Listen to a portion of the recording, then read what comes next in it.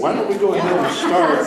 It's going to be a very informal discussion, but I want to welcome Case Haywood and Roger from Home Watch Caregivers.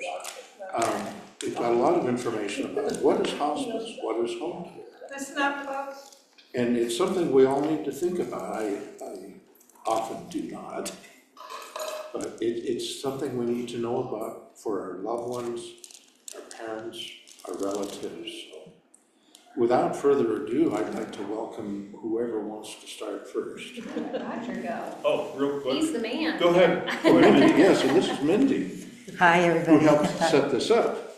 Glad to be back here. Glad to see some familiar faces and some new faces. We've been trying to empower and educate for quite a long time here, and you've been gracious enough to have us back. And so thank you, Hans. Thank you, Karen. Being in the home care business for, and this at least our company, 45 years, one of the things that gets missed and black hole of that calling is two things. One is the newest plague of dementia. You know, whether it's Alzheimer's, COPD, dementia is a symptom of something else, and it's not always recognizable or diagnosed correctly. And so Roger's the owner of Home Watch, is gonna talk a little bit about a new breakthrough with Medicare and coverage for people who have dementia. It's very widespread, so there's that. And then our job would not be complete as servants of the heart if we were not connected in some way to folks who are facing the end of life.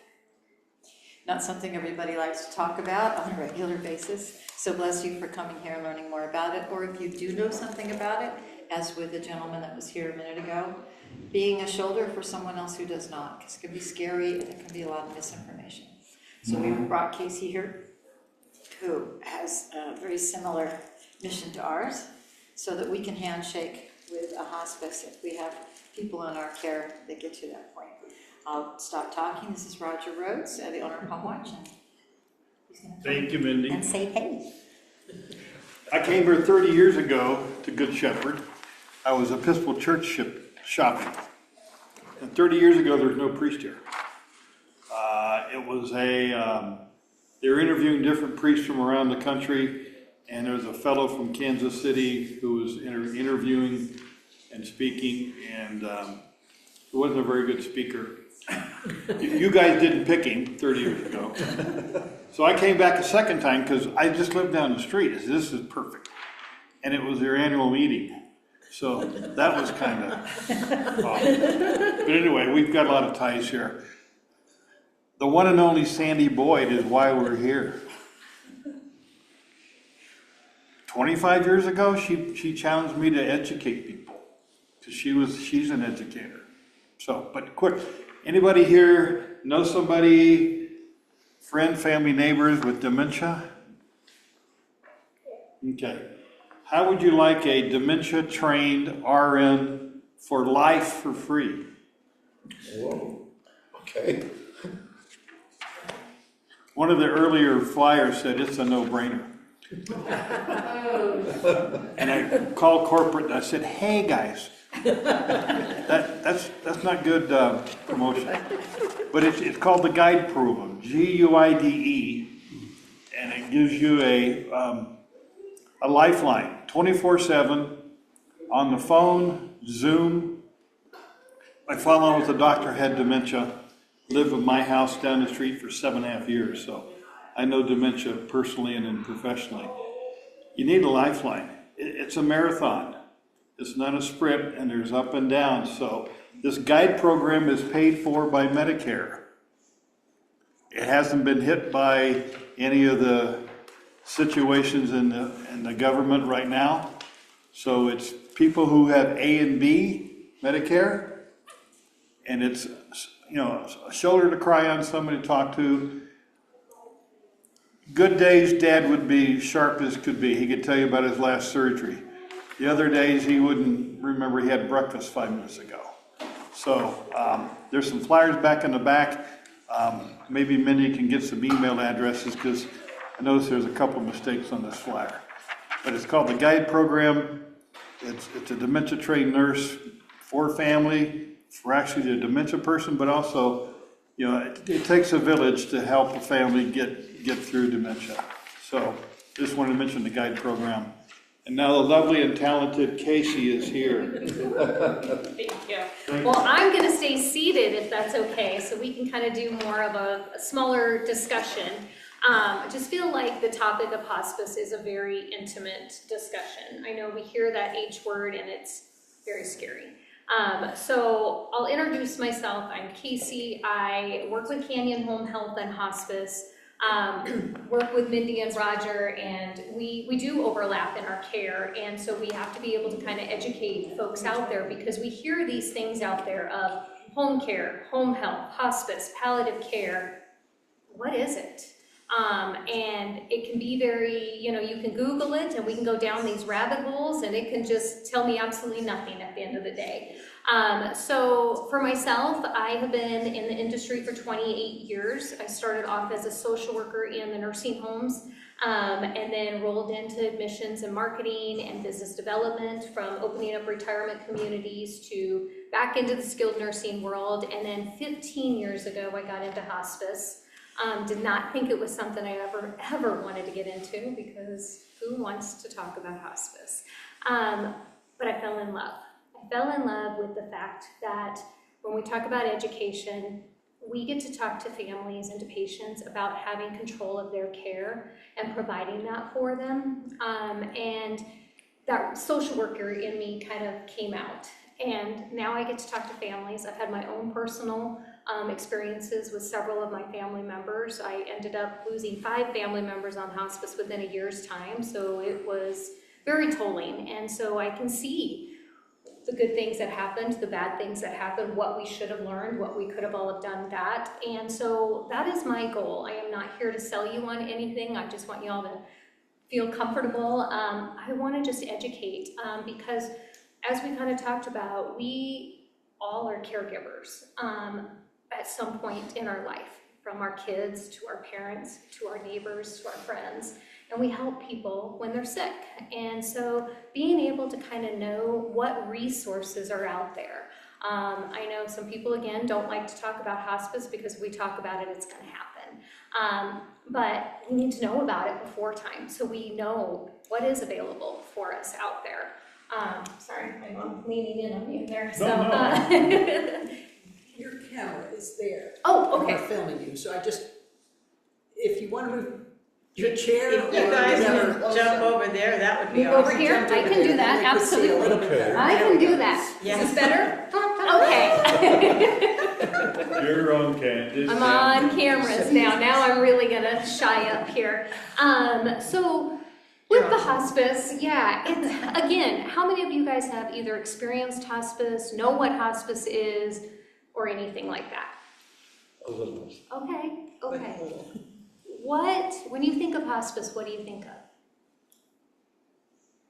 I just think of my mother-in-law who's at a assisted living facility, and it's scary because it's so darn expensive. And I don't know the status of her life savings. I have the feeling it may be going down and down and down. I help a little bit, $500 a month, but my God, I think her cost is around $7,500 a month. At least. Yeah.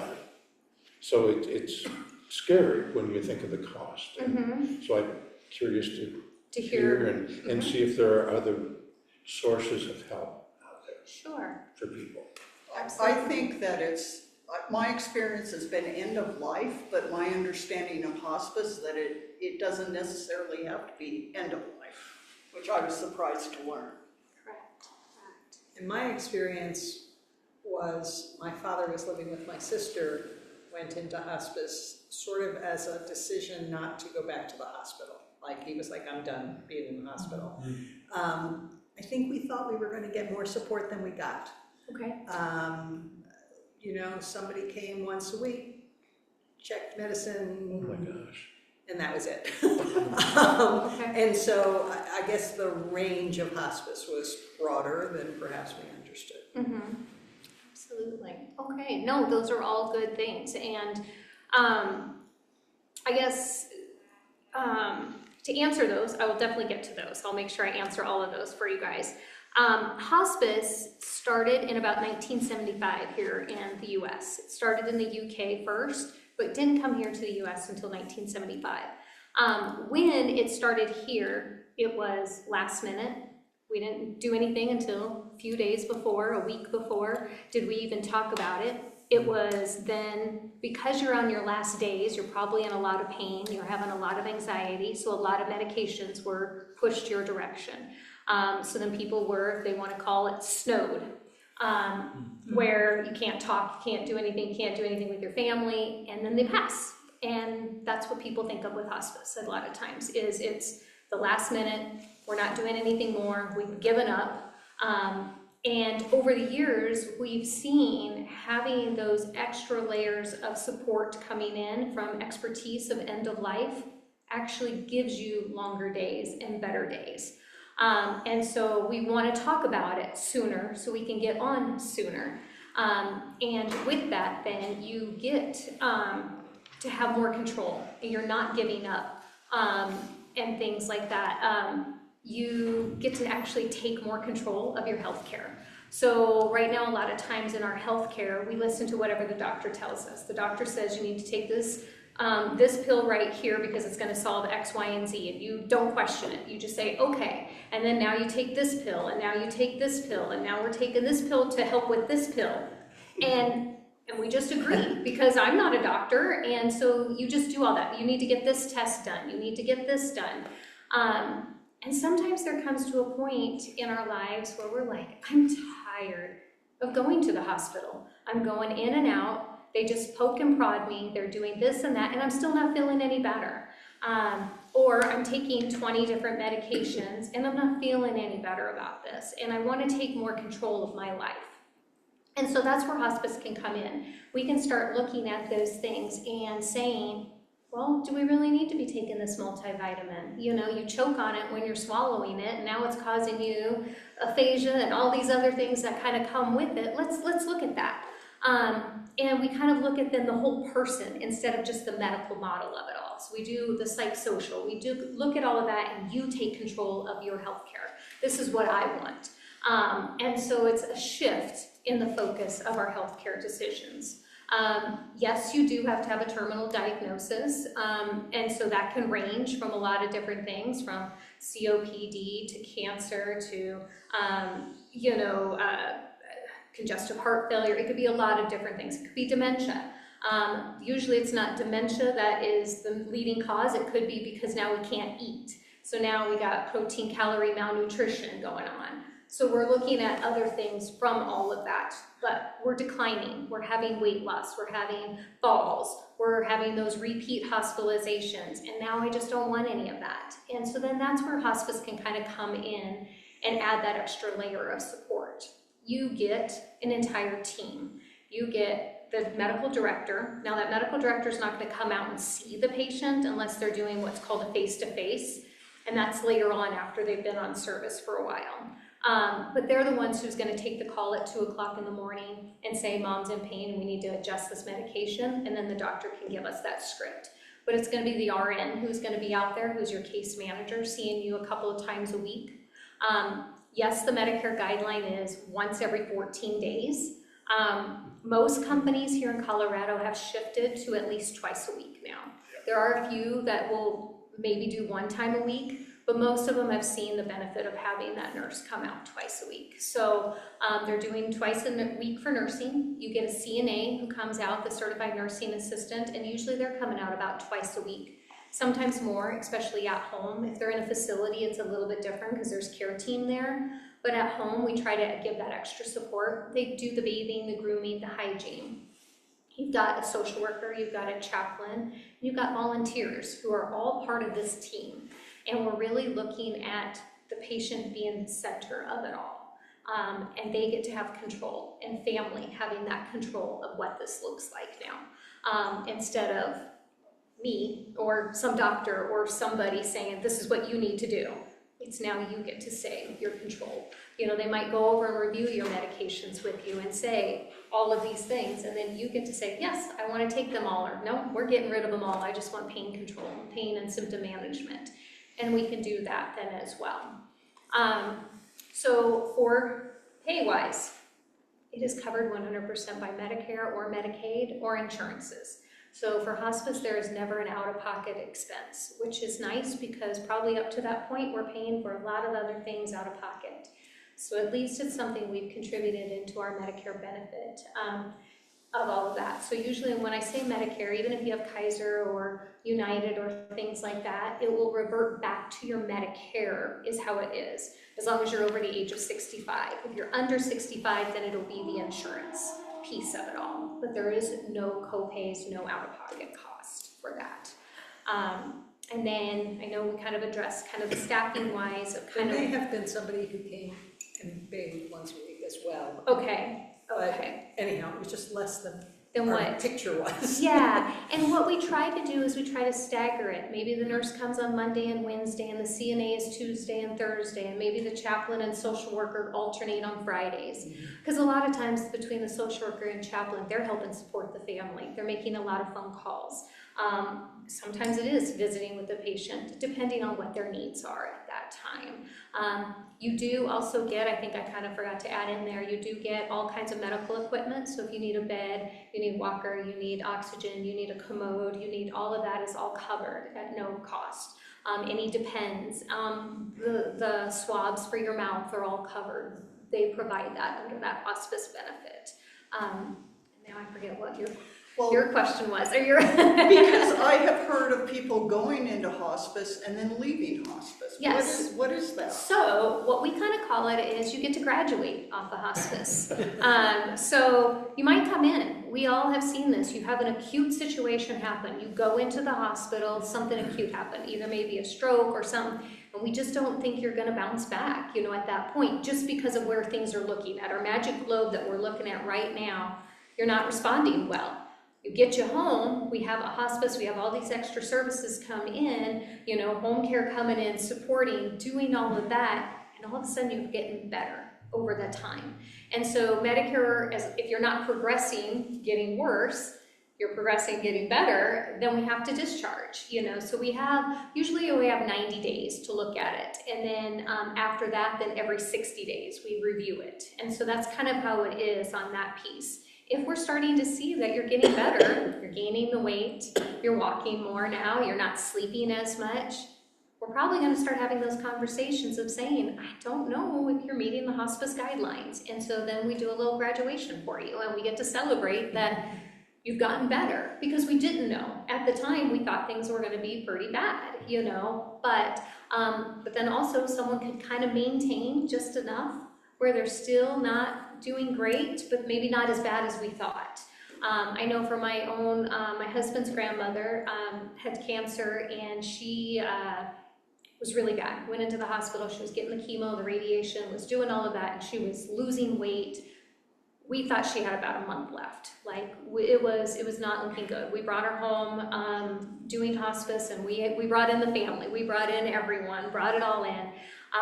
She ended up living 10 months, you know, but it was because she was able to kind of maintain for a long time on that. You know, she didn't get a whole lot worse, but just a little bit each time she was getting a little bit worse. So there's those pieces. What other questions, as I'm bringing up some of these conversations of hospice, come to mind? I know there are inpatient hospice situations as well. Would you explain those? I know. Sure. So there's I'm a inpatient. nurse, so I know more about this, but I don't know exactly how it works in Colorado. Yeah, there's inpatient hospices here. Some states have hospice homes or hospice houses, which is almost like just a regular home that they've built where they might have 6 or 8 people that live there. Colorado does not have that. I heard the regulations are really tough, hence why they don't have them, but it's a beautiful concept. What we have here is inpatient units. And so there's like the Denver Hospice inpatient, Collier, Porter used to have one, but I think they closed theirs. And so what that is that's someone who their pain and symptom are so out of control that they need some heavy dosing medications around the clock. and the family cannot provide it. Maybe it's IVs, maybe it's, you know, things like that, just to get the pain and symptom under control. Or maybe they don't really now have a home to go back to because family can't be there. And so we're looking at usually inpatient as something very, very short term to get those symptoms under control. Now maybe we get those symptoms under control and then family can control it at home and then they would discharge home. So inpatients are very, very short term. So I know we contract with Collier is what we do. So what we'll do is if one of our patients does need that, then we can bring them into Collier. We still take care of them, but their staff is there 24/7 to help. So we kind of contract that way. But that's definitely a very good question of what that. One of the things that they did with my mother that was really wonderful is that there was someone who came and sat with the family with us, with my brother and my sister and I, and talked about things we needed to say or where we were at with this chapter. I can't even remember the questions they asked. They didn't feel invasive. They felt really welcoming and uncomfortable, but it was really amazing for the three of us as the siblings to sit and, you know, talk about the end, or what we thought was the end, or what we had was unresolved, I guess. Sure. And that wasn't really the medical side of hospice, it was more attached to that hospice. And a lot of times our chaplains and social workers are the ones who are really having and leading some of those conversations. Because what we're doing is we're looking at those goals of care kind of thing, not only for the patient, but for the families. What do we need to help support you in all of this? Because it affects us all. You know, do we have young children at home? Do we have young grandchildren that are close by? How do we need to support them? Do we have arrangements in place? Do we have medical power of attorneys in place? Do we have financial power of attorney in place? And, you know, asking some of those questions of what happens afterwards? What do I need to start doing? You know, and I know we're not here to be attorneys or anything like that, but we can help direct you in some of those ways, you know, of what does that look like? And so we can kind of help you prepare, because it's a lot. It's a lot, and then people feel guilty talking about some of those things. Like, I got to pick out a funeral home, and I got to pick out, you know, all of these things, but you're like, but mom's still here. Why am I talking about that, you know? But it's easier to do it now so that you can grieve when it's that time. I know that was probably one of the biggest blessings my mother-in-law did, was she had everything picked out for us. I did not realize how big of a blessing it was. She had her flowers picked out, she had the funeral program picked out, and she wasn't even sick. She was a surprise, you know, thing, but she had planned this because she had been dealing with it and talking about it with other people. The only thing we had to do was find the plot. It helped us because we could grieve as a family. And I didn't have to think about, well, does she want pink flowers or purple flowers? Or what does she really want? You know, I wouldn't have been able to deal. I probably would have snapped, I'll be honest, because it was difficult, you know? And so being able to, we always kind of say, even if it's for myself, you know, this is a gift I want to give my children. So my husband and I did all of our stuff already because we learned that was a huge gift. We don't know what's going to happen or when it's going to happen. And so being able to kind of pre-plan some of that was a huge treasure for us. So, but yeah, having some of those tough conversations that we don't want to have, but are necessary. Or how do I talk to mom about certain things? And the chaplain and social worker can kind of help guide that, of making it a little bit easier of those conversations, so. Like I mentioned, my mother-in-law is in assisted living, you know, it's 24/7. She needs help just getting out of her chair, going to the bathroom. So that's a very expensive option. And then you mentioned Medicare can do 2 visits to somebody's home a week, and that's covered. Is there something in between, if somebody can stay home but doesn't need the full? Yes, You know? right here, Roger and them. So you have home care, you know, Yeah, home care, yeah. They're not full medical, but do we always need all of that if you have a nurse coming in? And so then that's where we tag into a lot of that.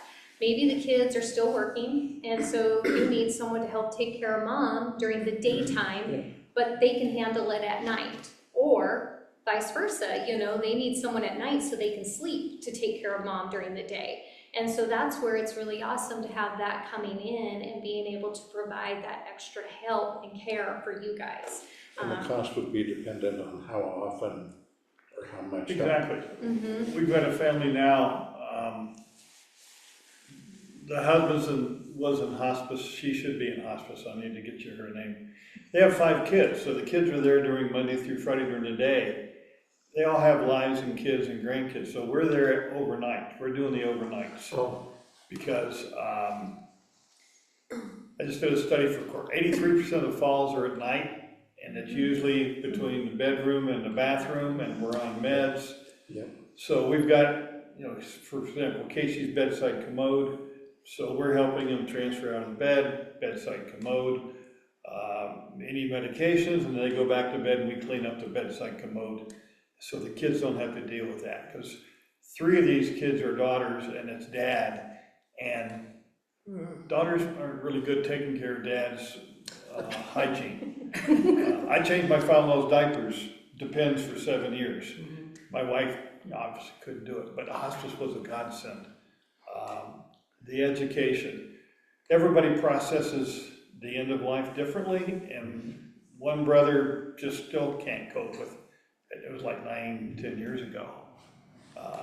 But they still get calls from hospice a year later. Hospice would call him up and check in with him. So they're an amazing resource. So that touches another point too. So you get bereavement. So you get bereavement after someone passes, usually for 13 months is usually what we do. So we want to get through the anniversary of everything, for the first anniversary of everything, through all of that. If someone wants us to continue to stay on, we definitely can stay on. Most people will say, no, I'm good, or I know who to call if I need to be. But that's where it's kind of nice of being able to say, we're here, we're by your side if you need us, because we don't know when that grief is going to hit. Maybe right now I'm just dealing with it all, and I'm dealing with all the stuff of getting everything lined up, and 6 months later, all of a sudden I hear a song on the radio, or I'm walking through the grocery store, and it's just, I don't know what to do, and what's gotten over me, and what's happening, and to be able to talk to someone about some of those things it's just nice to know that you have that there. So, How does one evaluate a hospice program? There's more than one program, and just like long-term care facilities, hospitals are different in quality. Some hospices are, you know, they're in, they start out the meds once a week and out the door, and that's it. And when you die, it's like, bye-bye. And that's really all there is to it. yeah. There's no other support. Others are very much involved, and how do you sort out who's good and who's not good, and where you... Absolutely. I mean, if you're not here, for example, you know, you've got a program, and I know what you guys offer. But if you're somewhere else, how do you sort out the programs that are available to you, because there are so many? Here in Colorado, in the metro area, there are 75 hospices. So you have a lot to choose from. So how do you choose that? It is very difficult. I always say, do your research, get some of your education. What's important to you? What's important to the patient? You know, maybe it is about the pain control. That's our number one thing. The rest of the stuff is all whatever. That's what's important. So you need to talk to that hospice and ask those questions. How good are you on, you know, titrating medications? How good are you those things? Maybe it's the chaplain and social worker that's more important, because that's what you guys are needing, that's what the patient's needing. Asking those questions that are important to you guys. And get a list, and you can interview all 75 of them if you want, you know, if you have time for that. Or, and feel it out, and look at online. There are Medicare ratings on that, you know, and find out. Ratings for them. Yeah. Because there's so often, someone's in the hospital, and they say, okay, we're gonna send them home on hospice. And here's who you go with. Exactly. And Yes. to the hospital, and I'll tell you, the nursing home, or the long-term care rehab that I was sent to was not where I knew in advance. I knew where I wanted to be, and it was Sure. not where they were going to send me. Yeah. And they said, oh, no, you can't go there. And I said, oh, yes, Yes, I you can can. go there. Yes. Because I've already talked to it, I know You where don't I'm have to going. take what the social work Absolutely. the hospital gives you. Yeah, Because but you Minnie don't. and I've done our homework, and there's a lot of bad hospice out there. Yes, and We the used to family trust doesn't a lot of always them, have and time to sort they've all all this turned out. to They're, you know, we're going home, you're going home tomorrow, Yeah. like, Yeah. Well, I think in healthcare, I want you guys to understand, I want you to be empowered. You do have control of your healthcare. Even though you go into these hospital situations and case managers are saying you're discharging tomorrow at noon, and these are the 2 places you can choose from. Well, you know there's more than 2, whatever it may be. So you can say, I need time to look at these. I want to go and look at them and visually see them. I want to talk to them on the phone. Now, sometimes it could be an insurance thing where you might be a little bit more limited on certain places or things like that. With insurance or with hospice, though, it's really not too big of a concern because it all converts over to the Medicare piece. So all of them take all of that. But it is truly taking your control and your power and saying, no, it's okay to tell them. It We're gonna take a sounds like minute. we can be doing some of this research, anticipating, obviously, we won't know the details. Sure. But just as you plan your estate, you can give Yes. thought to this, Yes. so you're not put in that situation where you have to make decisions. On the Where fly, yeah. the nursing home says it's time for hospice, and you're like, what's that? And asking friends and family, the church, who do you guys use? Who do you recommend? Because word of mouth is definitely the biggest way to figure out, who's got good. I mean, we can look at the reviews on Google and we can look at all of those things and doing your research. That's all I can say. And then meeting with them and who do you feel comfortable with? Like myself, I'm the liaison, so I'm usually the one coming out to talk to you. But you can also say, yeah, you're nice, you're great. I think everything you say is wonderful, but I want to meet the nurse that's going to be taking care of my mom. And say that. You can demand that really and say, so then I can bring my nurse to come out and meet with you and then you can feel. And sometimes too, if you do hire a company to come in and you're like, I'm not happy with this person. Nothing wrong, just really like their attitude. I don't like, whatever. They're wearing yellow all the time and it just bothers me. You can tell them and we can replace that person and it's not personal. Because we also know we're people, we're humans taking care of humans and there's gonna be clashes in things and we know that. And so being able to just be honest and say, no, this isn't working. We can already see this is not gonna work. you change companies. but You can sort change of- companies, absolutely. You can absolutely change companies as well. And you can change the nurse. We have a family who has hospice, and I know they were good hospice. This was St. John's before they crashed. And the RN lead person was just nasty and cold. And I knew the company was good, so we got a new RN crew, and they loved it. It was fine. So you can actually change within a company The by nursing, getting a yeah. different lead RN. But the company's not meeting your needs, that's it, the company. Yeah, if the company's The not company's meeting for your nurses needs, once a week and. Yep. You can go to another hospice and either you can do what's called a transfer or you can revoke care and then you start all over again. So it's something you want to talk with them about because you get so many, it's hard to kind of explain, you get so many benefits periods in hospice where you don't have to have like the recertification coming up where they're having to do it. So like we had a patient who had literally just signed on to hospice. They were in another state. Well, to transfer here, we had to have them discontinue hospice and then start over here. But then they lost out on that whole first benefit period. So it kind of really was this like, oh, I feel bad that they had to do that, but it was the best for them in that situation. So talking about it. So, I mean, then if you find another hospice and you say, this is what I want to do, then they will help you do the whole transfer. You don't even have to do anything. It's pretty simple. Okay. So if you don't want to make any awkwardness or anything out of that. So, yeah. Or at any point you say, this isn't for me. This isn't for my loved one. You can just stop hospice completely and say, we want to revoke. And you can do that too. So. Could you say something about for-profit and nonprofit hospice? Sure, absolutely. So there are a few nonprofit companies out here, really, and I've worked for a nonprofit, I've worked for both. So I was like, I've worked for both of them. Really, to be honest, at the end of the day, the biggest difference with that is how they file their taxes. I hate to say it that way, but because some of them with the nonprofit then have a little bit more of that funding, they are able to give back a little bit more to the community. So they might be able to take some people who don't have insurance at all, or they might be able to, you know, do a little bit more on those things.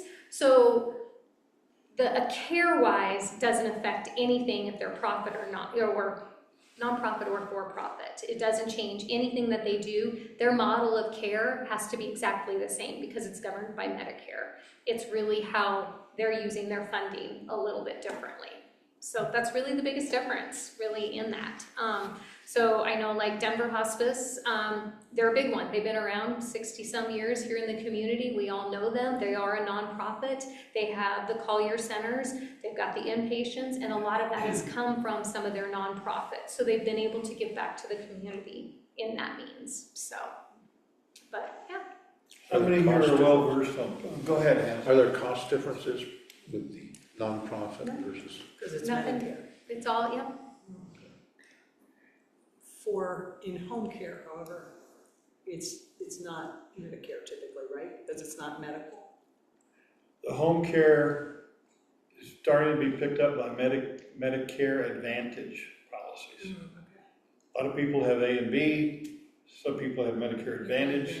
Medicare Advantage is starting to pay for home care that we provide that would supplement what she provides. So I'm just thinking about people, I have a good friend, but I have other friends as well, who, you know, a spouse has Parkinson's and it's bad and it's going downhill relatively rapidly, but I don't think it's a terminal I mean, it's long-term, right? But I don't think it's a terminal diagnosis in a hospice sense. Mm-hmm. And yet, the amount of care that the person is requiring is significantly increasing. yeah, I think Betty and I are speaking at the Parkinson's support group over at Bethany Lutheran Church coming up. So if you know this family, you know, encourage them maybe to go to a support group, a Parkinson's of the Rockies support group. Yeah. Wonderful. Yeah, they're in benefits. Virginia. Oh, they're in Virginia, okay. But they also have Medicaid Advantage, maybe Medicare Advantage, so maybe there's something to explore there. They'd have to get a diagnosis of 6 months for hospice to kick in. Right, yeah, no, I don't think Yeah. that they're. Well, and then that kind of leads in, something else I wanted to talk about was, so you've got home care, you've got hospice, you've also got home health. And so home health is where you get your physical therapy, your occupational therapy, speech therapy, sometimes a social worker and a CNA, depending on what they're needing. And what we're really looking at doing is gaining independence in our recovery. So someone who maybe has gone to the hospital, we've had an episode, we're having falls at home, where just general weakness is happening. Maybe we need to bring in that home health piece, like the Parkinson's, like I just want them to be able to transfer safely, you know, those kind of things. Like we want to look at what is the goal of that, and working with that until they are at that point where maybe they're needing hospice or something else. But we want to keep someone as independent as possible at home. And so that's where home health can kind of come in with some folks. We don't want those rehospitalizations because of things happening. You know, maybe we got a new diagnosis of COPD or diabetes, and now I just don't know how to do my med management to keep those symptoms under control. And so then that's where home health can kind of come in, and they come into the home, you know, depending on the insurance piece, and that's covered under insurance, and that's where you have to look at sometimes of who dictates, because insurance does dictate who has it with the contracts. I know for our company, we take all the insurances, so that's not a problem for us, but there are some that don't have Kaiser contracts, who don't have Humana contracts, who don't have any of that. So then you have to kind of work within those means. But then you get to, then that also can be dictated too on insurance. Like Humana right now will only give us 2 to 3 visits, you know, under our authorization. We have to go back and get reauthorizations. So different things on insurances dictate what we're able to actually do. No matter if you need it or not, they may say no, because you've got the insurance piece managing it. So, so yeah, so that's that piece. And then I think the other level in there is palliative care. You guys know what palliative care is? Not exactly. Please explain Yeah. Did you say you didn't know? it. No, Oh, please explain okay. it, yeah. Well, it's bless you. It's clear as mud, I'll tell you that. That is the best way to explain it. No, palliative care ranges all Putting over. mud on the eyes? Yeah. Can I see? So palliative care can be, because we're using it a lot more now, it can be in the hospital setting. Sometimes the hospital setting is just in the hospital setting, so you're just getting palliative care while you're in the hospital. So really we're looking at what do I want my life to look like? What do I want to do? And start talking goals of care. Or we're looking at the symptom management and pain control is really what they're focusing in on at the hospital. But now you go home, but you're not ready for hospice. Maybe you do have home health in there, but you're just needing some more symptom control. We've got this, CHF diagnosis, and, we do really well here, and then we take a nosedive and we're back in the hospital and we get better, but we didn't get all the way back where we were before, and we just keep going in and out. How do we soften that? And so we need to really work at expertise on the symptom management.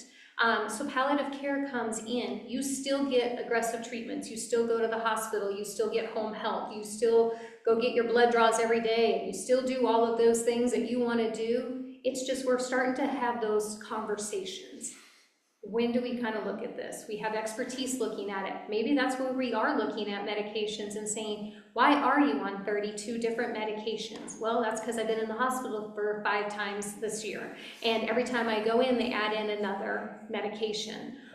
So now maybe we can start looking at, well, do we really need to take this one? Well, this one was for this one, and this one was for this one. And so we start figuring out, is there a better medication to help with all of that? And so you have that expertise coming in.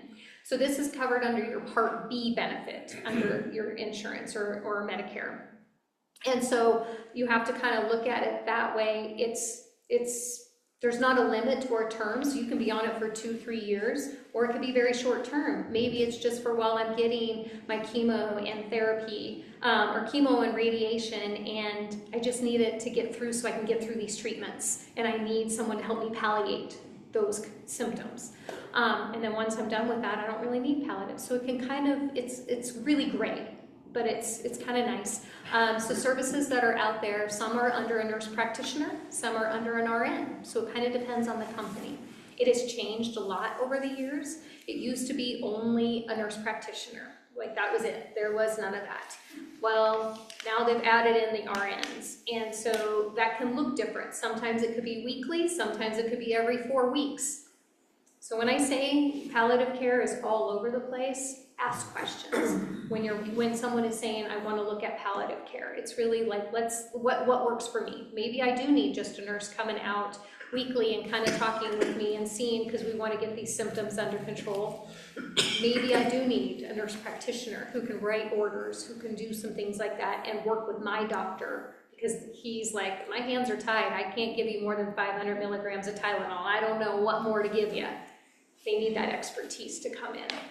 My sister-in-law has MS, and she's had it for quite a long time, and there's days where, like you were saying, she's pretty functional, and there are other days where she says she feels like her blood's running backwards, and she's in the pain that they used to explain to her would come eventually with this, or her hands would get dumb, as she would call it, and she couldn't function, and the palliative care was really helpful in managing the pain with that for short term, because she wasn't at end of life, and she was just, like you said, she'd been in and out of the hospital, but functioning was coming and going and needed some supervision.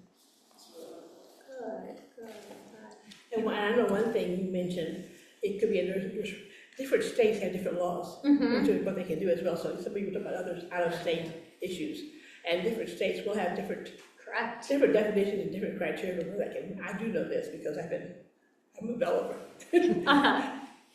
Yeah, it truly is. I think asking, if you are dealing with a loved one out of state, of asking them, I need you to explain it, because I need to know what Virginia, or what this county, or city, how do they do it, because I know my family's in Nebraska and they don't really have palliative care there. They look at me all crazy every time I talk about palliative care, and here we have a lot of palliative care, but they're like, no, it's either home health or hospice, you're kind of, nothing really in between. So, or I think they're starting to have it in the hospital a little bit, but not a whole lot out and about, so. It's a great in-between. We had a client, wife on hospice, he had raging diabetes and wounds that wouldn't heal, and palliative care came in and took care of his wound care, because he was going to Porter Hospital all the time. was just not convenient. So palliative care is wonderful.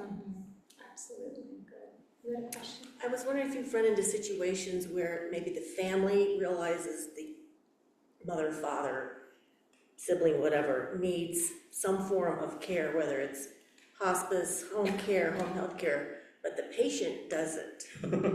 And very difficult, refuses to let people in, fires the caregivers and things like that. My mother I went through that with my mother, so. And I'm assuming you have to have permission from whoever has, assuming the patient still has power over their own decision-making, you have to have buy-in from whoever has We power. do. We definitely have. If the patient is able to make their own decisions, we need to have their buy-in, for any of our services that we do. I mean, we do a lot of education. We know families all on board, but mom is just not gonna budge, and she doesn't want Sally coming into her house because it's her house and she doesn't want all of these things. And so sometimes it is just easing into it, and sometimes kind of figuring out what are some of the things that are holding her back. Of what is it? Is it that she doesn't want people in? Is it that the wording of hospice or home care or home health, what's holding her back? What's her fears? And so sometimes it takes a while to figure it out, and sometimes it takes different people. Maybe they'll hear it better from a clinician. Because as we know, the white coat syndrome sometimes they listen to a little bit better. So maybe we bring in our nurse practitioner or our nurse to come in and talk to them, or maybe it's the doctor coming in and saying, I can't do anything more. Like there's no test out there that's gonna help us fix you. There's no need for you to go back into the hospital. But you need to have a nurse coming into your home, and the only way to do that is to have hospice come in. And so sometimes them painting that picture, then they're not as reluctant, but I have seen them be reluctant as well. So it is just it is navigating it and just trying to be on of, we're here to support you. Because sometimes they'll be like, my kids are just trying to kill me to get my house and to get this and do all, I've heard it, yes. And you have to really be like, okay, we're here together. There's been many times I've come in and I talk about the different services from home health, palliative, and hospice, but I don't put a name to any of them. I talk about what they are and what they look like, So as I kind of explained to you of hospice having, nursing coming in a couple of times a week and all of that, to palliative. And then I say, what one of those sounds good to you? Like what fits you? And then they might say, well, this one. And I'll be like, okay, well then let me tell you what that really is. And then I can dive in. But sometimes taking that stigma of the name off of it and saying, here are 3 service lines we can provide for you, and describing it to them. Then they can pick and see, what do they want? What sounds more intriguing to them sometimes. It's called resistance to assistance. We see it a lot. I'm sure you do. There's a book we've got called Having the Talk, but it's whoever has currency. Maybe it's Father Gary. Maybe it's a grandkid. Somebody, a neighbor, somebody has currency with them. And usually it's not us kids, because you're 9 years old, you got the kickball stuck in the drain pipe and go to your room attitude that our elders have. So whoever has currency, like I said, pastor, priest, rabbi, a grandkid, a neighbor, somebody that they used to have coffee with. Oh, my mother did this. Try to do some kind of connection, but this resistance to assistance is real. And you all have seen it, I'm sure, before. Oh yeah. But having somebody like Casey and give them the 3 options is brilliant. I like that. Yeah. And I feel though too, sometimes, like I said earlier, I was not here to give you a sales pitch or to do anything like that, but just to learn. And so being able to know that you can pick up the phone and talk to someone I'm not here to tell you about my company and just my company's the best. I'm here for as an education piece. Ask me questions. I have the 28 years of experience. Or if I don't know, then I can refer you out to someone else and say, Erica over here would be a much better person who can talk about it, because I only know enough to be dangerous. So, but being able to know that, and again, being in this industry and having these, partnerships we lean on each other a lot. And so I think that's the biggest things that I can say is lean on each other as education and reach out, however we can, and be in that support of just everyone in, the church and our friends and our neighborhood, because at the end of the day, we are trying to keep people in their home and keep them as independent as possible. That is ultimately our goal, and however that looks for them. And so with doing that, we can help each other by, if it's bringing a meal over, giving them a few minutes of a break, like so the wife can go and get her hair done or things like that, a little respite for them, making them a home-cooked meal because they just haven't had time. So I think that's how we can help each other and support each other through someone's illnesses in all of this. And so what other questions you have for me? Or you guys had some great questions, and I appreciate it. I mean, Good information. good, Yes, indeed. good. You're all smart by being here today. You're Yeah. getting education for whatever comes out, so. Well, and I have some Kudos to flyers you. over there, if you guys, if you want to take anything, there's some home health, there's what is hospice, and my card, if you want to share my card with anyone, my cell number's on there, I'm happy, you can always just text me, it could be a random text, I get random ones all the time of, hey, do you service this, or does a hospice go here, or I've gotten questions that aren't even hospice related many times, and I'll be like, well, actually, I do know that question. So please Thank you feel so free. much. Thank you all.